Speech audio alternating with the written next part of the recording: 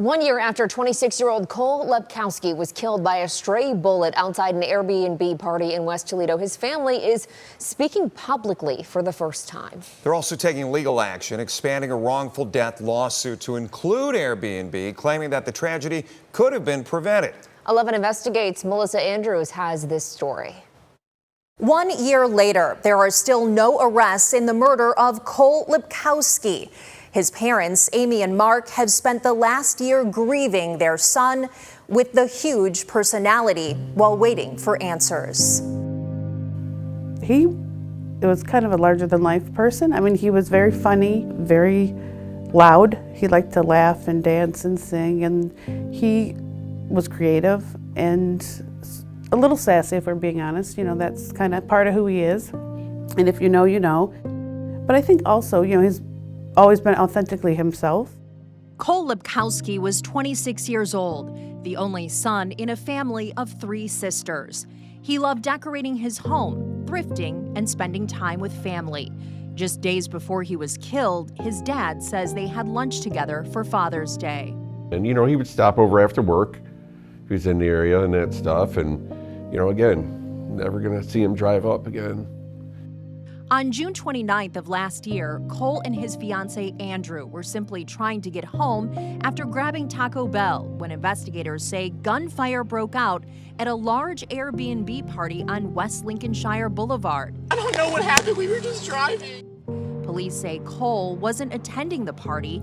He was caught in the crossfire and shot in the back of the head. The criminal case remains unsolved, and Cole's parents are suing the owner of the Airbnb, Jennifer Wolf, and Airbnb for wrongful death. This wasn't a legal short-term rental. If anyone would have done a simple background check on this individual who actually rented the place, she had gang-related ties. The lawsuit alleges Wolf illegally rented the property and ignored warnings from neighbors hours prior to the shooting that there was a party and it was getting out of control. According to these court documents in the civil deposition, Wolf admitted she watched the party unfold through backyard security cameras while she was out of town, but did nothing to stop it. Jennifer Wolf was aware of what was going on. The neighbor started also texting her. Jennifer Wolf was monitoring the situation that night through a camera in her backyard. She never called the police. Amy says Cole knew something wasn't right that night. One of his sisters had been at his house during the party. She came home and said he was very nervous, very upset, and unsettled because of this party that was going on down the street. This can't be real. 20 minutes later, the phone rang. It was Cole's fiancé, Andrew.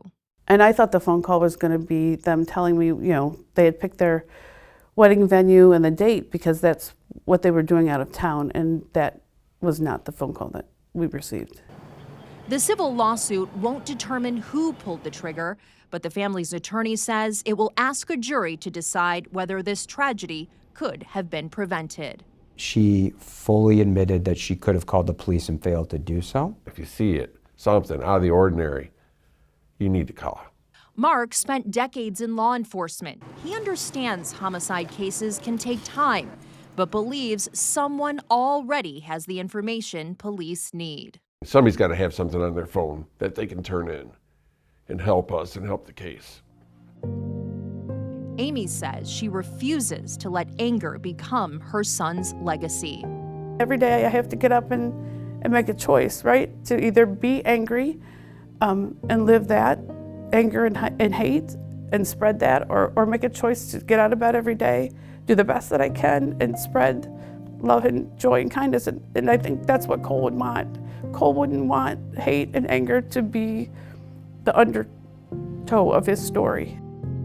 Instead, 1 year later, their focus remains on accountability, not only through the lawsuit, but through the criminal investigation they hope will one day bring justice. And even if it's something small, a detail that somebody might have missed, or a big thing that somebody has on their phone, somebody does know something. And these people, or the person responsible, they do need to be accountable for it. Toledo police continue to investigate Cole Lepkowski's murder. The family's lawsuit against the homeowner and Airbnb is still pending. Anyone with information about the shooting is asked to contact Crime Stoppers, 419-255-1111. For 11 Investigates, I'm Melissa Andrews.